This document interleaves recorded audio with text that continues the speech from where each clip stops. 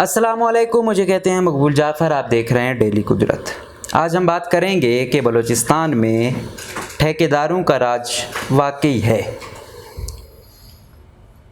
वो कुछ यूँ है कि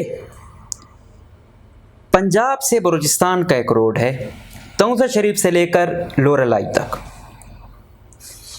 इसको 60% राउंड अबाउट फेडरल गवर्नमेंट दे रही है और 40% सूबाई गवर्नमेंट। ये 2003-04 से तजवीज़ थी, लेकिन होते होते 2017 में इसके लिए फ़ंड वो हो गया। ये देते रहे।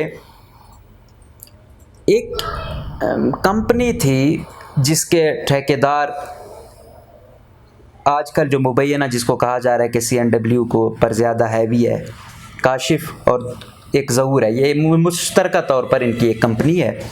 उन्होंने नवाब सनाउल्लाह के दौर में ये ठेका लिया और इसके कुछ पोर्शन NLC वाले भी कर रहे हैं।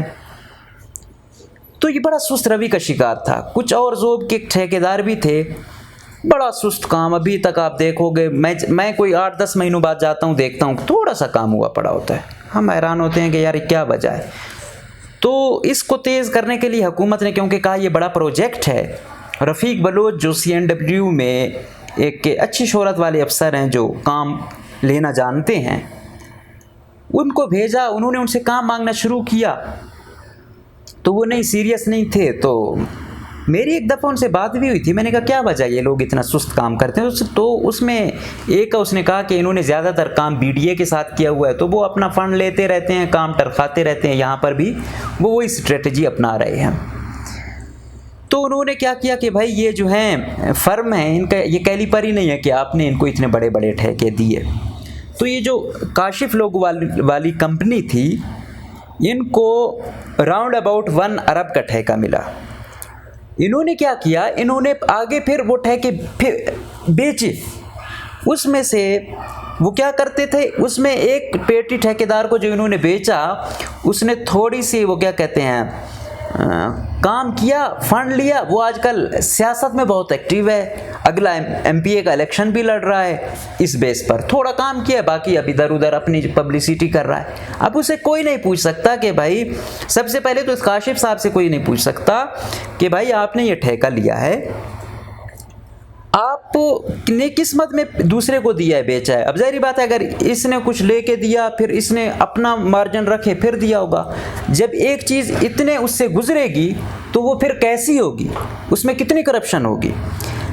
तो ऐसा ही काम दिख रहा था, लेकिन उसने उनसे काम मांगा। उस PD साहब ने बोला कि अगर आप लोग पहले ही बहुत ज़्यादा ले गए हो, आप 50% या राउंड अबाउट इसका ले गए हो काम, आप लोगों का 30% भी नहीं है। नेक्स्ट आप लोगों की रिलीज उस वक्त होगी जब काम होगा, मुझे दिखेगा कि इतना काम हो गया है। इन लोगों ने क्या किया, हुकूमत चेंज हो गई, इन्होंने PD तब्दील करवा दिया।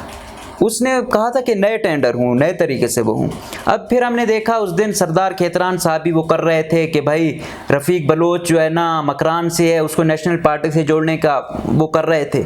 तो भाई यहाँ तो हर एक किसी न किसी तरीके से बलूचिस्तान में, चाहे वो टीचर है चाहे वो कोई भी है, किसी न किसी पार्टी से उसका ताल्लुक़ है। आप उसके काम को देखो, अगर वो काम मेरिट पे कर रहा है तो चाहे वो मेरा जितना भी मुखालिफ हो, मैं उसको अप्रिशिएट करूं। और वो डिपार्टमेंट का बंदा है, उसकी एक अच्छी शोहरत है, उसने तुर्बत में बड़ा अच्छा काम किया, गवातर में बड़ा अच्छा काम किया, बलूचिस्तान की तनासुब से बाकियों की निस्बत बड़ा अच्छा काम था। लेकिन क्योंकि वो उन पे जोर दे रहा था, उनके वो ख़त्म कर दिए कि अब नए टेंडर होंगे। अब नए टेंडर में क्या है, नए टेंडर में यही है कि अब CNW जो है ना, इस मुबैना तौर पर इस काशिफ के जो है ना हाथ में है, ये है। और ताकतवर कुछ हल्के हैं, MP हॉस्टल में शाम को बैठते हैं, कोई लेन देन होता है, आपको पता है रोड कैसे बनाए जा रहे हैं, एक्शन कैसे वो कर रहे हैं खुलेआम।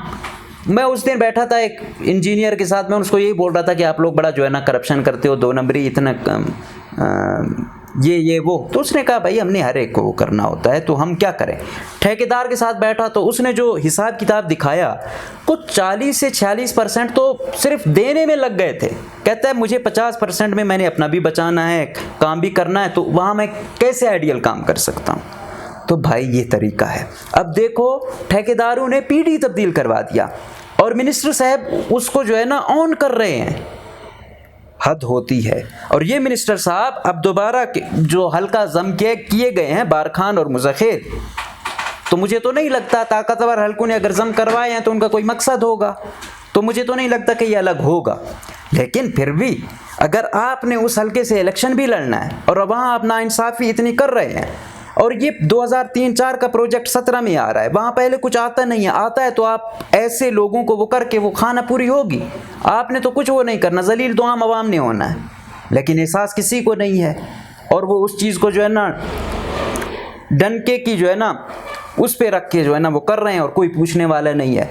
और उल्टा मुतनाज़ भी एक्सीएन बन रहा है, पीडी बन रहा है, कौन इसका हिसाब किताब लेगा। CMIT को इतना कहा गया है, नैब को कहा गया है, हर चीज़ तहसील कम्प्लेक्स से लेकर 3rd क्लास बनाई हुई है, वहाँ पर जानवर नहीं रह सकता, इंसान क्या रहेगा।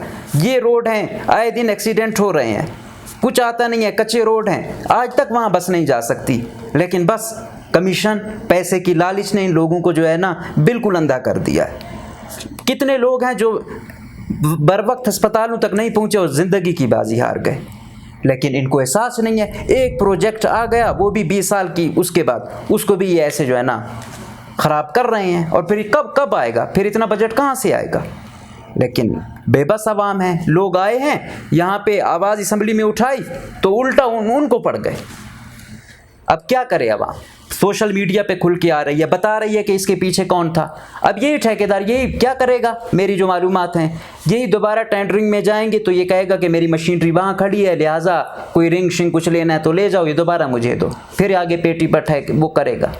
बस एक काशिफ सब पे भारी है, तमाम सरदार तमाम सेक्रेटरी सब उसके सामने बेबस हैं। और अवाम पहले भी जलील हो रही थी, अब भी होती रहेगी, और तमाम इदारे यूं तमाशाई बने रहेंगे या फिर मुबैना तौर पर अपना हिस्सा लेते रहेंगे और सिस्टम यूं बर्बाद होता रहेगा। इजाज़त दीजिए, अल्लाह हाफ़िज़।